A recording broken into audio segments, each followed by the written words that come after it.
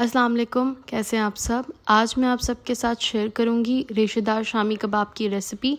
अगर आपके शामी कबाब भी रेशेदार नहीं बनते, नरम बनते हैं, तो ये रेसिपी आपके लिए है। तो चलिए स्टार्ट करते हैं। कबाब बनाने के लिए मैंने ले लिया है यहाँ पर चने की दाल आधा कप। आपको अगर ज़्यादा कबाब बनाने हैं तो आप इस रेसिपी को डबल भी कर सकते हैं। अब चने की दाल को 1 गिलास पानी में भिगो देंगे ओवरनाइट या फिर 1 घंटा। अब एक पतीले में गोश्त लेंगे 1 पाव। यहाँ मैंने हड्डी के साथ गोश्त लिया है और साथ ही मैंने चिकनाहट भी ली है।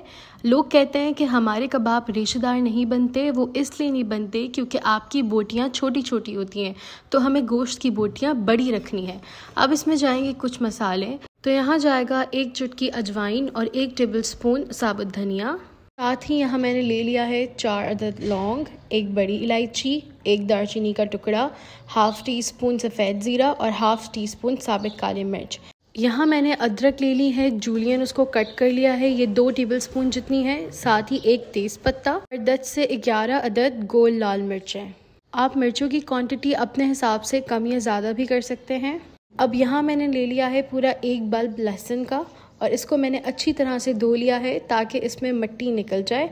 अब ये भी शामिल कर देंगे, लेकिन इसका पानी निकाल कर। अब इसमें जाएगा नमक हस्बे जायका, मैंने यहाँ पर 1 टीस्पून लिया था, और साथ ही इसमें जाएगा 2 कप पानी। अब इसको चूल्हे पे चढ़ा देंगे और साथ ही इसमें भिगोई हुई दाल ऐड कर देंगे और इसको मीडियम टू लो फ्लेम पे ढक कर पकाएंगे जब तक पानी खुश्क नहीं हो जाता, गोश्त गल नहीं जाता और दाल पक नहीं जाती। तो मैंने इसको तकरीबन 1 घंटे तक पकाया था। 1 घंटा हो चुका है, दालें पक चुकी हैं और गोश्त भी गल चुका है। अब देखें थोड़ा थोड़ा पानी नज़र आ रहा है, तो हम इसको भी तेज़ आंच करके बिल्कुल खुश्क कर देंगे ताकि इस मिक्सचर में थोड़ी सी भी नमी ना रहे।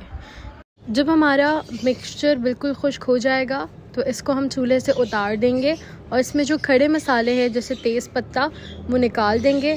देखिए हमारा गोश्त बिल्कुल गल चुका है। अब इस मिक्सचर को अच्छी तरह से ठंडा करेंगे और फिर इसको पीस लेंगे। लोग कहते हैं कि हमारे कबाब नरम बनते हैं, तो उसका वजह यही होती है कि वो लोग पानी बहुत ज़्यादा इस्तेमाल करते हैं और दूसरा उनकी जो दाल होती है वो ज़्यादा होती है एज़ कम्पेयर टू गोश्त। तो जब भी आप कबाब बनाएं तो याद रखिएगा कि जो गोश्त का रेशो है वो ज़्यादा होगा। अब मैंने यहाँ ले लिया है 1 मीडियम साइज़ की प्याज, 2 अदद हरी मिर्चें, आधा गट्टी पुदीना और आधी गट्टी धनिया। तमाम चीज़ों को अलग-अलग से पीस लेंगे।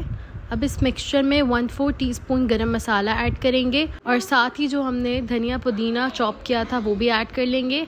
जो प्याज हमने चॉप की थी उसका पानी अच्छी तरह निकाल कर डालेंगे, वरना हमारे कबाब नरम बन जाएंगे और वो टूट जाएंगे। तो प्याज का पानी निकाल देंगे।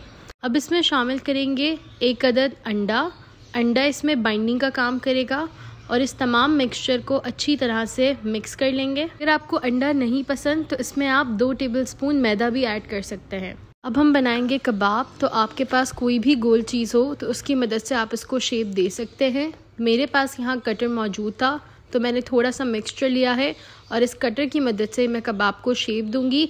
इससे परफेक्ट शेप भी आएगी और हर कबाब इक्वल क्वांटिटी का भी बनेगा। तो मेरे सारे कबाब रेडी हो चुके हैं। अब हम कबाब को फ्राई करेंगे मीडियम टू लो फ्लेम पे, क्योंकि हमारा सारा मिक्सचर ऑलरेडी पका हुआ है।